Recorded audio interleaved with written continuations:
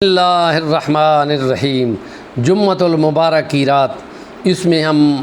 عموماً اپنے سامعین ناظرین کو کوئی ایک وظیفہ یا کوئی ایک ایسا عمل بتا دیتے ہیں جو ان کے کرنے کا ہوتا ہے، وہ عمل کریں تاکہ ان کو تقوی روحانیت ملے اور ہمیں بھی ثواب ملے۔ اور اس کے لیے ہم کہتے ہیں کہ نبی پاک صلی اللہ علیہ وسلم کی ایک حدیث ابو داؤد کی 1548 نمبر کتاب، جو اہل سنت کی 6 کتابوں میں سے ایک ہے، اس میں ایک دعا ہے جس میں یوں کہو کہ استعاذہ ہے، اللہ کی پناہ ڈھونڈی گئی ہے۔ یہ بھی پکار کا ایک انداز ہے جس میں سوال کیا جائے، یہ استمداد کی مانگی جائے یا تعوذ، اللہ کی پناہ ڈھونڈی جائے۔ تو کسی بڑی مشکل و مصیبت سے بچنے کے لیے ہمیشہ پناہ مانگی جاتی ہے اس بات کے شر سے۔ تو اس کا طریقہ نبی پاک صلی اللہ علیہ وسلم نے بتا دیا ہے کہ میں اللہ کی پناہ مانگتا ہوں ان 4 چیزوں سے، من اربع، 4 چیزوں سے۔ وہ 4 چیزیں بتا دی ہیں حدیث میں، اور اس میں فرمایا کہ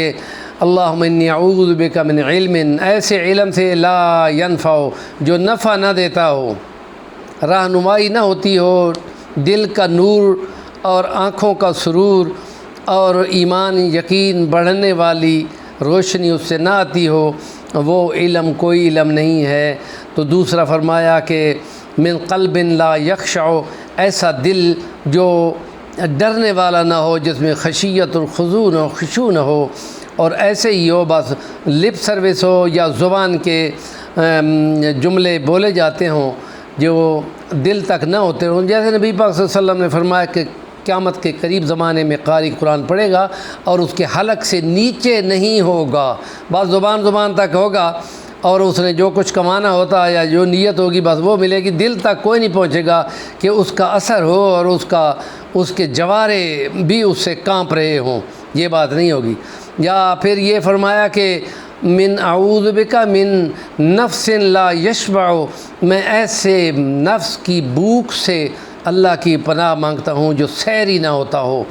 چاہے وہ دیکھنا ہو، چاہے وہ سونگنا ہو، چاہے وہ کھانا ہو، چاہے وہ پینا ہو، چاہے جو بھی ضرورت کہیں، اور اس میں اس کا دل نہ بھرتا ہو۔ اللہ کی پناہ مانگنی چاہیے ایسے نفس سے۔ بے شمار دنیا ہے کہ پوری چارپائی رکھ دو تو ساری ہڑپ کر جاتے ہیں اور کہتے ہیں ابھی اور لاؤ۔ ایک کافر نبی پاک کا مہمان ہوا، 7 بکریوں کا دودھ پی گیا اور اس کا دل تھا اور بھی ہوتی، اور جب کچھ وقت کے بعد جب مسلمان ہو کے ہو گیا اور پھر اس نے 1 گلاس دودھ کا پیا اور وہ مسلمان کہتا ہے میں بالکل اب سیراب ہو گیا، اب مجھے نہیں ضرورت کہ میں اور پیوں۔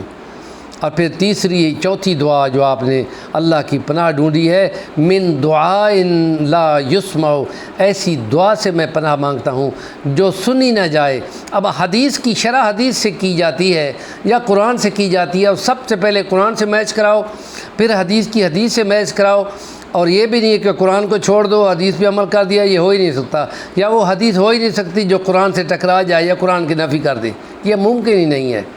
تو اس کے لیے حضور پاک کا فرمان ہے کہ جو رزق حرام کھاتا ہے یا رزق حرام کا لباس پہنتا ہے یا رزق حرام کا جو پیتا ہے دودھ وغیرہ پانی وغیرہ، اور اس کی دعا قبول نہیں ہوتی۔ اور اس کے لیے باقاعدہ فرمایا کہ لمبے لمبے ہاتھ پھیلاتا ہے، بکھرے بال ہیں، اور یا رب پکارتا ہے، کیسے اس کی دعا قبول ہو؟ اس کا کھانا بھی حرام، اس کا پینا بھی حرام، اس کا لباس بھی حرام، انا یستجاب، کیسے قبول ہو اس کی؟ تو اس لیے یہ شرط ہے کہ یہ چیزیں اہتمام کیا جائے جب رب سے مانگ رہے ہو۔ تورات انجیل میں تو یہ لکھا ہوا ہے کہ جو بیکار میں اللہ کا نام لیتے ہیں وہ گناہ کرتے ہیں، اس لیے ان کے مذہب میں خاموشی عبادت ہے۔ اور ایسی دعائیں مانگنا جو بندے کے اپنے اسٹینڈرڈ سے ہٹ کر ہوں، اسے بھی منع کیا گیا ہے۔ اور اس لیے قیل وقال وقرہ، بہت زیادہ سوال کرنے قیل قال سے بھی منع کیا گیا ہے۔ تو ہمارے چینل کا نام ہے صفی الرحمن الوانی، ضرور سبسکرائب کریں، اور کام کی بات پر کمنٹ کریں گے تو ہماری رہنمائی ہوگی۔